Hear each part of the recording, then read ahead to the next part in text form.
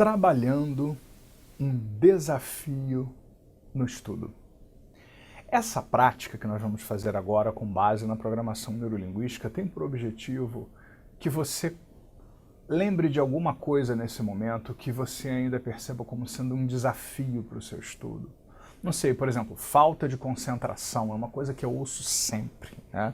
Volta e meia alguém bate na minha porta e me pergunta como é que eu posso melhorar a minha concentração. E por aí vai.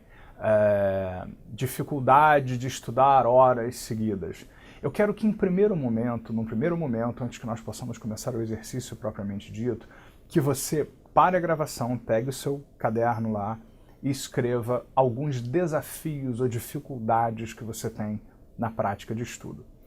Você pode voltar a fazer esse exercício várias vezes e cada vez você vai pensar numa dificuldade diferente. Por exemplo, dificuldade de concentração. Você faz o exercício todo concentrado na dificuldade de concentração.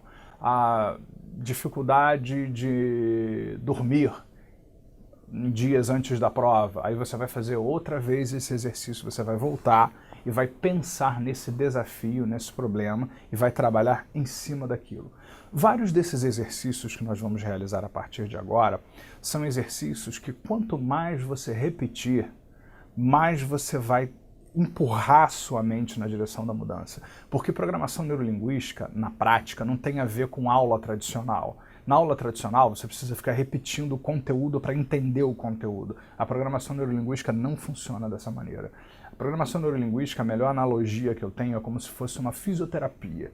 Então você vai lá na fisioterapia, seu braço não está mexendo direito, então você faz exercício com o braço, faz exercício, vai fazendo, uma hora seu braço vai mexer.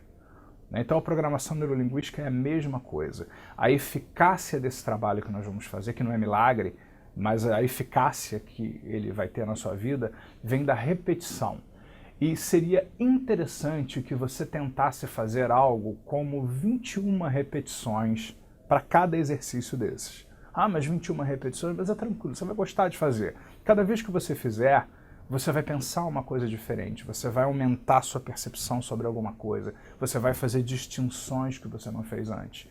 Então é muito interessante, bastante interessante, que você repita isso. A prática funciona com a repetição. O sucesso dessas técnicas o sucesso não está no entendimento racional dessa técnica. Não interessa o entendimento racional disso. Interessa, tal qual numa fisioterapia, que você faça o exercício, repita o exercício, se dedique, mesmo que sua mente vá para lá, vá para cá, eu não consegui me concentrar tanto no exercício. Não tem problema. Faça o exercício, ouça o exercício. Você pode até ouvir antes de dormir ouvindo, porque você, inconscientemente, vai continuar a processar tudo aquilo que nós estamos fazendo aqui. Então, eu gostaria que vocês prestassem atenção no nosso slide, que é a representação de alguns pressupostos da programação neurolinguística. Não são todos, mas são os mais importantes. O que são pressupostos da PNL? São crenças que a PNL tem a respeito de coisas que funcionam na PNL. Então a PNL tem um sucesso e a PNL tem um cabedal de técnicas, de abordagens, de procedimentos, e tudo isso funciona por conta desses pressupostos. Então a primeira coisa que eu quero que você preste atenção agora é num desafio. Eu queria que você prestasse atenção de novo no nosso gráfico, e você tem vários círculos e um círculo central. Você pode se imaginar, fazer isso mentalmente, sentado, deitado, imaginando esse processo, que você vai de um círculo para o outro, ou você pode até, se você tiver tempo, congelar lá a imagem em determinado momento, copiar cada nome, colocar no chão como se fossem os vários círculos e o do meio, que é o círculo do desafio, e você pode me ouvir e fazer esse exercício em pé, onde você caminha, né, de um círculo para o outro, de um espaço para o outro também. De qualquer forma vai funcionar, não tem forma melhor do que a outra. Então você pode até experimentar alternar nessas 21 repetições, num determinado momento você faz mentalmente, se imaginando indo de um círculo para o outro, e num outro momento você pode fazer em pé, escrevendo os nomes nos papeizinhos ou até imaginando os círculos mesmo que você não escreva o nome. Então vamos começar pensando no desafio. Vamos ver de novo o círculo e pense no desafio, no problema ou desafio que você enfrenta ainda nesse processo de estudo. E nós vamos já pensar no primeiro que está ali no alto, que é o mapa não é o território. Então, nesse momento, eu quero que você pense nesse desafio, escolha um desafio agora. Ah, eu tenho 10 problemas ligados a estudar e a passar em concurso. Não interessa, escolha um agora. Em outras vezes que você repetir esse exercício, você vai escolher outros problemas, outros desafios, outras questões para poder trabalhar. Então, na verdade, eu pergunto para você agora nesse momento, como seria lidar com esse problema ou desafio há 200 anos atrás? Hoje você vive onde você vive, na época que você vive, mas como seria uma pessoa no Brasil lidar com esse problema ou esse desafio há 200 anos atrás? Por exemplo, se uma pessoa se queixasse de falta de concentração, como as pessoas poderiam lidar com essa questão há 200 anos atrás? Pare e pense, saia do seu modelo de mundo e pense, como seria lidar com essa questão há 200 anos atrás? O que isso muda? O que muda na percepção? Agora imagine como seria um índio numa tribo que tem pouquíssimo contato ou nenhum contato com a civilização, lidar com questões de concentração, se é que essa palavra existe, né, na cultura desse índio. Como seria você se imaginar sendo um índio numa tribo, escondida, lá longe da civilização, lidando com a questão da concentração? Como é que você acha que essa tribo, que esses índios iriam lidar com essa questão? Como seria lidar com concentração, ou como será lidar com concentração daqui a 300 anos? Vamos nos imaginar de hoje a 300 anos, que você entrou numa máquina do tempo e desceu em Copenhague daqui a 300 anos. Como você imagina que o mundo, especialmente Copenhague, aquela cidade, daqui a 300 anos, vai lidar com problemas de concentração nas pessoas e no mundo de uma maneira geral? O que você imagina que as pessoas vão fazer para lidar com isso? O que você imagina que será a tecnologia disponível para que as pessoas possam usar? Talvez implantar um chip na cabeça, né, que já existe isso hoje, né, mas um chip mais sofisticado, onde você vai fazer o download das coisas que você precisa para o concurso público, né, dentro da tua cabeça, né? Agora volte a se imaginar no centro do círculo. Eu quero que você veja de novo o centro do círculo e pense nesse problema ou desafio outra vez. Como é que é agora, depois de você ter imaginado esses mapas diferentes, né? Porque um princípio da PNL é que o mapa não é o território. Então nós vimos mapas diferentes, um mapa do passado, um mapa do futuro, um mapa de uma outra cultura bem diferente da nossa cultura de uma maneira geral.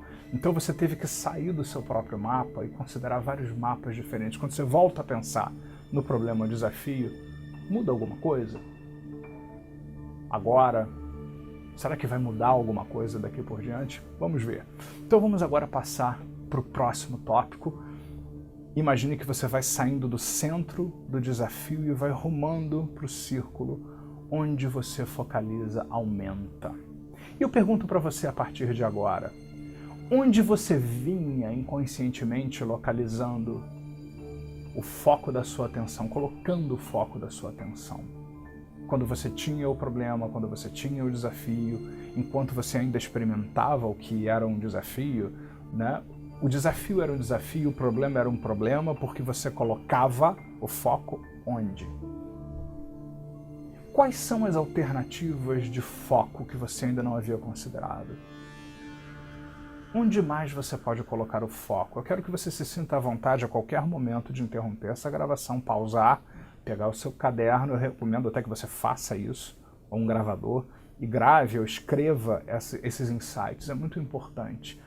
Onde eu posso colocar o foco para que eu tenha um melhor desempenho, para que eu reaja melhor, para que eu me sinta melhor no processo de estudar, na semana anterior à prova que eu vá fazer, né? Para onde o meu foco pode ir, que não havia ido até então. Então pare e pense pelo menos em 3 possibilidades que você ainda não havia considerado antes para colocar o seu foco. 1, 2 e 3.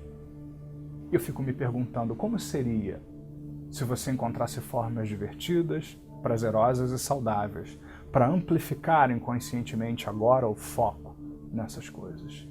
Vamos voltar para o centro, para o desafio, e você vai notar que a próxima etapa está escrito: você é parte de um sistema. Eu quero que nesse momento você se imagine caminhando, né, para esse outro espaço para pensar nisso. O que você tem disponível ao seu redor em relação a essa questão do estudo? O que você tem disponível?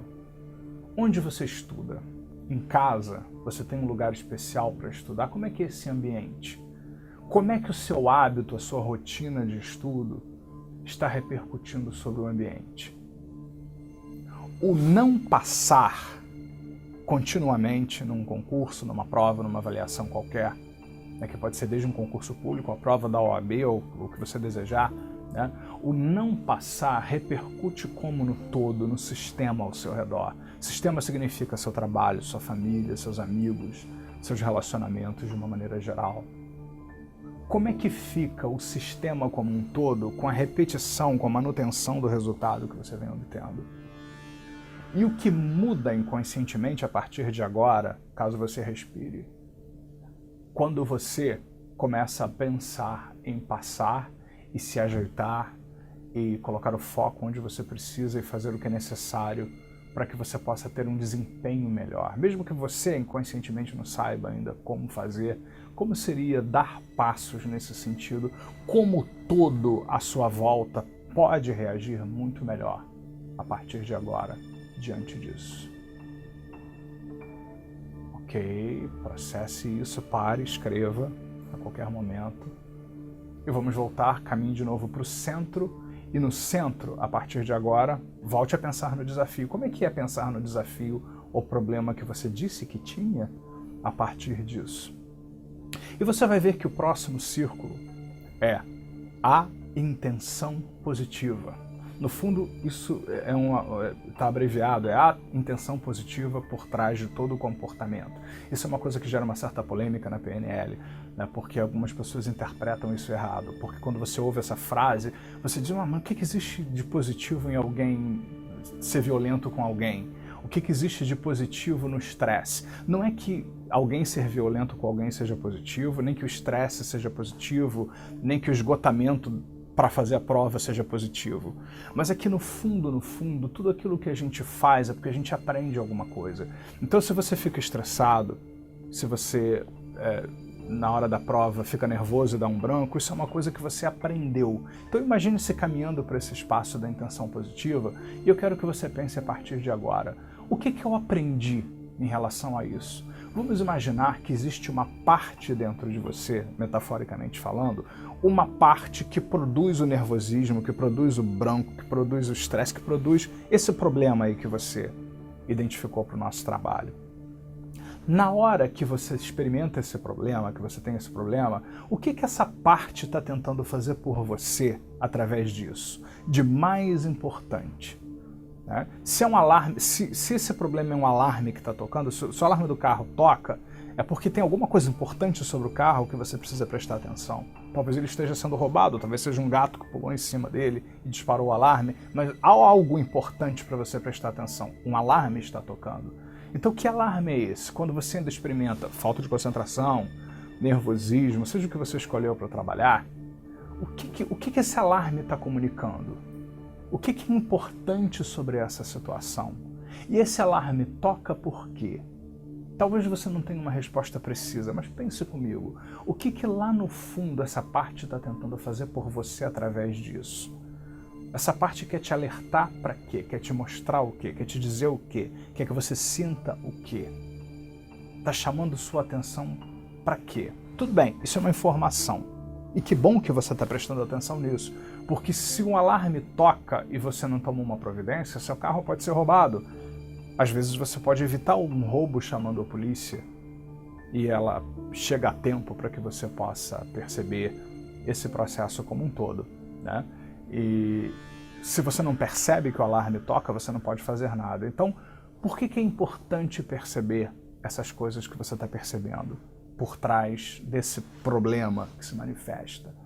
E a minha próxima pergunta é, agora que você presta atenção nisso, que você sabe que tem uma parte te sinalizando, te dizendo aquilo que é importante, que de 3 outras maneiras você pode lidar com essa questão que não seja reagindo da velha forma.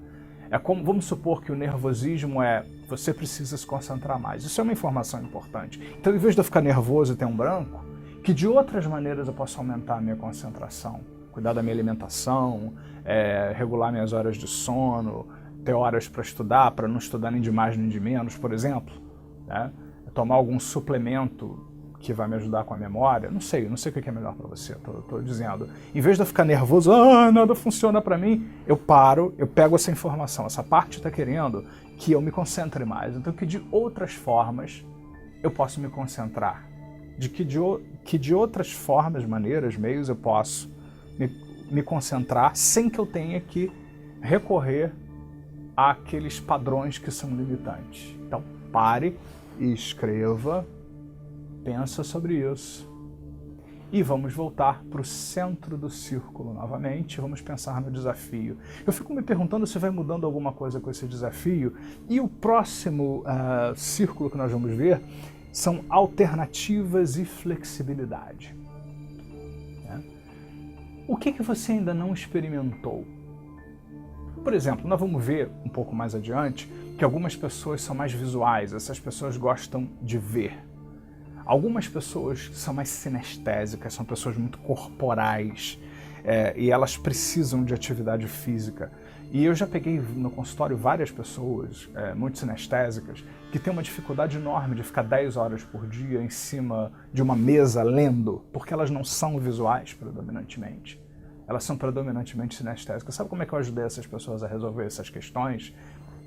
Que elas fossem flexíveis na forma de estudar. Por exemplo, pegar algumas matérias que elas já dominavam mais, ou que gravavam a própria voz estudando a matéria, lendo o conteúdo, e levassem para uma academia. Principalmente o sinestésico, ele gosta muito de atividade física às vezes. Então eu fiz vários sinestésicos irem na academia num momento mais tranquilo, que não tivesse muitas distrações, enquanto eles estavam lá na esteira, né, eles iam ouvindo a matéria, e eles saíam felizes da vida, porque eles estavam fazendo uma atividade física que eles achavam que eles não poderiam fazer, tinham que ficar de castigo até passar no concurso, e ao mesmo tempo que estavam fazendo atividade física lá na esteira, estavam ouvindo o conteúdo. E essas pessoas saíram muito mais motivadas porque conseguiram fazer uma caminhada, fazer um Cooper, e tá na esteira ou na bicicleta ergométrica, e ao mesmo tempo ouvindo uma matéria, né, ou reforçando aquilo que eles já haviam estudado. Então isso significa ter flexibilidade. E quando você se imagina indo para o espaço da flexibilidade, eu pergunto para você, como você pode ser flexível em relação ao seu processo de estudo? É você escolher um problema que vinha se manifestando. Isso significa que você vem repetindo processos internos. Como você pode estudar diferente, fazer diferente, pensar diferente? Quais são as alternativas que você tem? O que você poderia experimentar diferente para que você se sinta melhor, para que você tenha um resultado melhor, para que você tenha um desempenho melhor? Que coisas você pode flexibilizar? Pare, escreva, reflita, pense no todo de uma maneira geral, e vamos voltar para o centro agora do desafio e pense mais uma vez nesse problema ou desafio. Está mudando alguma coisa dentro de você? Eu fico me perguntando, existe uma mudança? Existe uma transformação? E o próximo que nós vamos ver é há recursos no sistema. Enquanto você se imagina indo para esse espaço, eu quero que você se pergunte, quais são os recursos que você tem dentro de você para colocar você em contato com o que é muito mais importante do que esse problema ou desafio que você está experimentando. Quais são os talentos que você tem? Quais são as capacidades que você tem dentro de você? Quais são os recursos que você tem aí dentro? No que você é bom? Por exemplo, o sinestésico lá, ele é bom de fazer exercício físico. Então ele usou o recurso do exercício físico para poder ao mesmo tempo sentir prazer e reforçar aquela matéria enquanto ele está lá na esteira fazendo seu exercício. Isso é um recurso que ele tem, usar atividade física. Outras pessoas meditam, fazem exercícios de PNL, tudo isso tem a ver com acessar seus recursos internos. Quais são os recursos que você tem dentro de você, que podem ajudar você a partir de agora a ter um resultado melhor, a ter um desempenho melhor? Então, pare e escreva no papel quais recursos, capacidades e talentos eu posso usar para somar nesse processo de estudar, de me preparar para a prova, de me preparar nos dias anteriores, na semana da prova, na contagem regressiva. O que eu posso usar, que são talentos, recursos, processos internos? Recursos, na verdade, é o nosso potencial interno, é aquilo que a gente pensa, vê, ouve, sente, aquilo que a gente pode fazer por dentro da nossa cabeça que eventualmente se transforma também num comportamento. Então pare, escreva, releia, pense a respeito e volte agora para o centro do círculo e você vai ver que o último que existe ali, do círculo, não existe fracasso, só feedback. Imagine-se caminhando para lá agora, ou caminhe eventualmente, se você está fazendo nos espaços físicos. E vamos pensar. Uma das coisas que a programação neurolinguística nos ensina é que se você quiser, você pode sempre melhorar. Se você vestir a história do feedback. O que é feedback? Feedback é um desejo que você tem de usar toda e qualquer coisa para você melhorar enquanto pessoa. Então, ao invés de prestar atenção em tudo que deu errado, em todas as provas que você falhou, em todas as vezes que você ficou nervoso ou teve um bloqueio e tal, ou seja, botar o foco no problema, né? Porque se eu ponho o foco no problema, o problema aumenta. Não aumenta a solução, aumenta o problema. Né? Então, como você pode usar tudo que já te aconteceu bom e não bom para melhorar? Então eu quero que nesse momento você pare e no seu caderno você escreva o que já aconteceu na minha história de fazer provas, de ser avaliado, de prestar concursos que não foi bom e que foi bom. O que eu me lembro que foi mais marcante, que funcionou e que não funcionou. Então, ao invés de botar o foco no problema, nós vamos nos perguntar o que eu posso aprender com isso? O que isso pode me ensinar? O que eu posso tirar dessa história? Como pensar nessas coisas que aconteceram, relembrar, pode servir como uma fonte de informação para corrigir coisas, para fazer diferente, por dentro, por fora, seja no hábito, seja nas minhas crenças, no foco da minha mente, em como eu me sinto, como é que eu me auto-administro, como eu posso usar tudo isso de bom e não bom para crescer e cada vez mais ter resultados bons. Agora volte de novo para o centro do círculo, uma última vez. E pense agora no desafio. Quando você pensa no desafio, sabendo que você pensou outros mapas, você questionou o foco da sua mente, que você pensou no todo ao seu redor, que você pensou que tem uma parte repetindo esse problema porque tem alguma coisa por trás dela ou intenção positiva, te convidando para prestar atenção em algo importante. Agora que você pensou em alternativas e flexibilidade, que você pensou nos recursos que existem dentro de você e que você pode aprender com tudo que já te aconteceu até hoje, quando você, de novo, pensa no problema ou desafio, como é que você se sente em relação a isso? Eu não sei se ainda hoje, necessariamente, você inconscientemente vai ter ideias, insights e revelações internas a respeito do que você pode fazer diferente. Talvez isso aconteça necessariamente hoje.